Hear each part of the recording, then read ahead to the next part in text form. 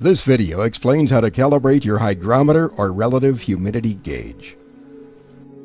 I'm Stephen L. Smith, president of King of the House Home Inspection in Bellingham, Washington. I work in a damp climate.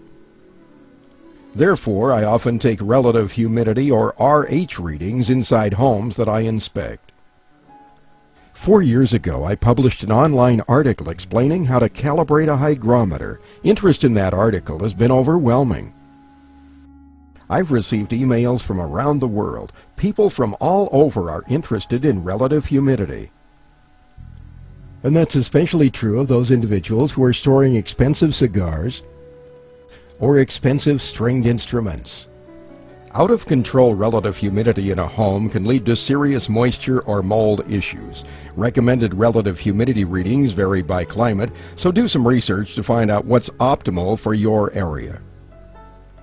Hygrometers come in all sizes, all shapes, and all price ranges.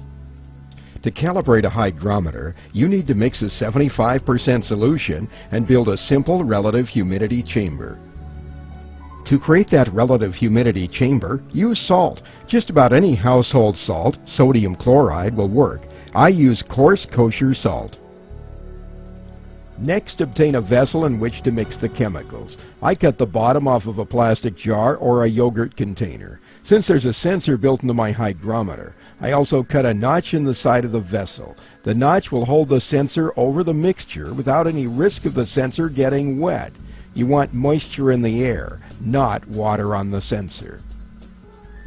Put your chemical of choice, the salt, in the vessel. You don't need a lot. I estimate that 3 to 4 tablespoons will do.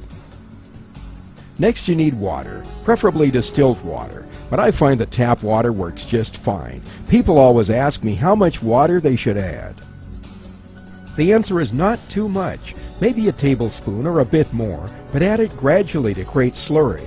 You do not want to dissolve the salt. For the proper chemical reaction, you need both solid and liquid. This looks just about right. Water's apparent, but you can still see the salt crystals. If you touch it, it should have the consistency of a snow cone. Remember, a dry solid will not work, and all liquid will not work either. Now let's look at a way to calibrate any hygrometer. First, obtain a clear plastic Ziploc bag. Seal that bag with the hygrometer and the salt mixture inside and wait 12 hours for the relative humidity to stabilize. Basic physics assures us that 75% RH will be generated. Room temperature is not critical either, but try to keep the temperature between 60 and 80 degrees Fahrenheit. This hygrometer is on its way to a reading of 75% relative humidity. Most affordable hygrometers are not precise, but they're accurate to within about 5%. If you have a simple mechanical hygrometer, once you check this 75% reading, you might be done here. Simply figure out the correction factor. For example, if the device reads 62% when the RH is 75%, then it's too low by 18%, and that should be taken into account. If you have a more sophisticated instrument, you'll probably also want to calibrate at 33% or 32.8% to be specific. The process is the same as was described before, except you need a different salt. Magnesium chloride is used for the 33% solution, and it can be purchased on eBay. For example, on this search page, you could buy the chemical in the first position, available from an aquarium supply house, or the chemical reagent in the third position down. You don't want the tablets in the middle. That's the wrong product. If you have one of the popular hygrometer pens with a sensor on the end, there's an easy way to calibrate at both 75% and 33% relative humidity. Find 2 small plastic or glass jars with plastic lids that screw into place. Cut round holes in the lids. You need a snug fit, so the sensor is tight in the hole with no air gaps to the sides. Needless to say, put your salt and water mixtures in the bottoms of the jars, screw on the lids, put the hygrometers in place, and wait 12 hours. This hygrometer's right on and doesn't even need to be calibrated. With 2 instruments and 2 humidity chambers, you can swap the hygrometers back and forth for double-checking accuracy. Just give an instrument 40 minutes to stabilize after moving it from one chamber to another.